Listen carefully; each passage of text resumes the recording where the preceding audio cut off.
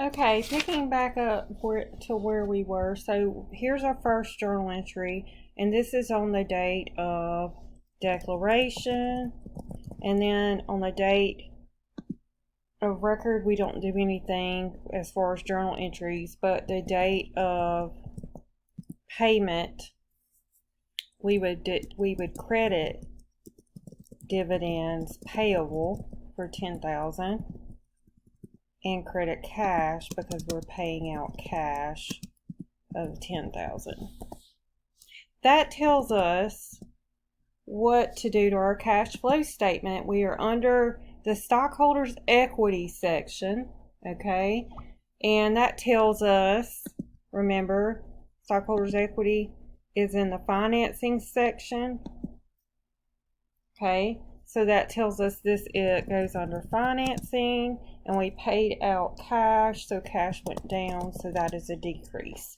But let's keep going, because so far I haven't really explained to you in journal entries how this retained earnings got affected by these dividends that we know did. Well, that would happen during the closing process. So when we do our closing entry, which is where we close dividends to retained earnings, what we would do is we would debit retained earnings, and this reduces retained earnings, and we would close dividends.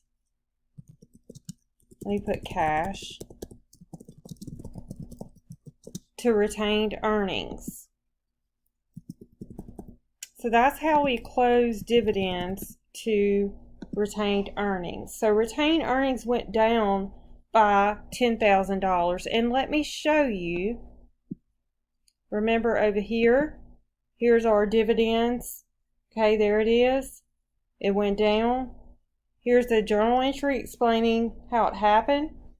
And you didn't have to know that to figure out the effect on your cash flow statement, but you do need to know that to understand why I was able to look at retained earnings to figure out how much my dividends were. I can do that because retained earnings is affected by two things: net income and dividends. Sold equipment with original cost of $8,000 and accumulated depreciation of $7,000 for a gain of $3,000. If I sold equipment, I got cash, so cash goes up. I don't know how much, but I'll figure it out from this information. If I sold equipment, I need to get rid of it and the items related to my equipment. So accumulated depreciation needs to go away, and equipment.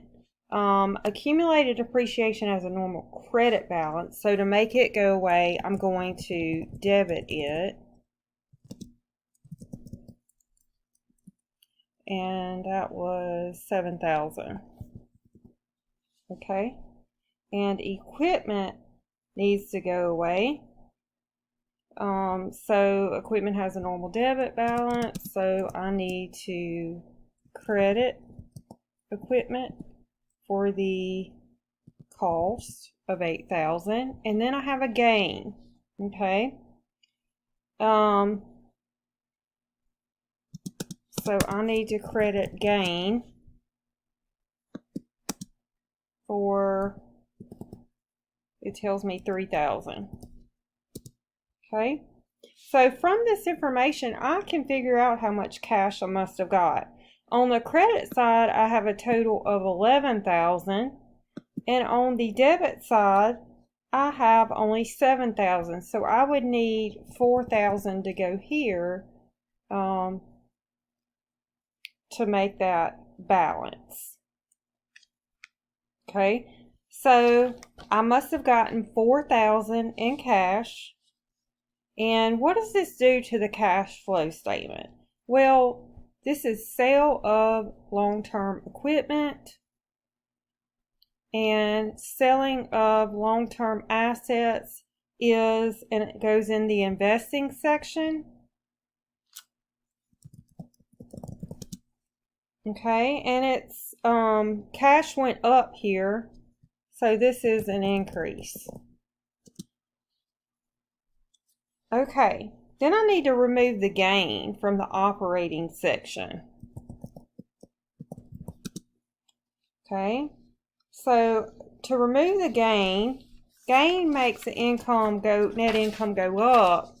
So I need to remove it. So I need to decrease.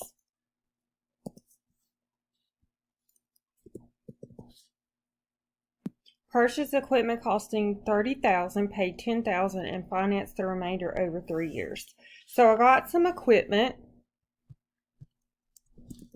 So I'll debit equipment, and it was $30,000. And I paid out cash of $10,000, so cash goes down. So I credit cash, and the rest went to a notes payable that I'm going to pay over the next 3 years. So that would be $20,000. For this entry, all I'm concerned about is the amount of cash I paid for a long-term asset. So remember, long-term is investing, okay? And it's a decrease, and I'm only concerned with the amount of cash I paid, so it's a decrease of $10,000 for the amount of cash paid. Okay, so for accrued salaries, it says to accrue that, I would debit salary. Let's do salary expense for $1,000 and salaries payable for $1,000.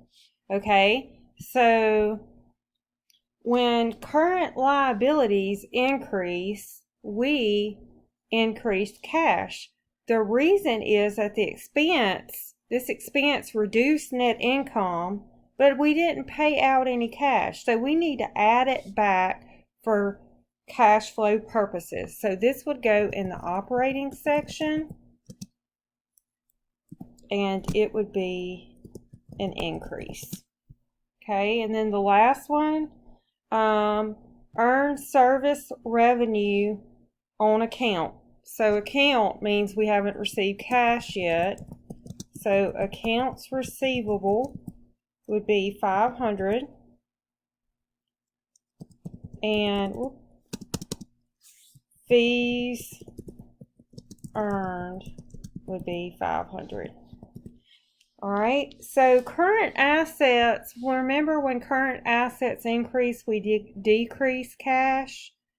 The reason is when this revenue made net income go up, but we have not received this cash yet, so we decrease cash for cash flow purposes. So this would be operating, and it would be a decrease. Remember, current assets go up, we go down.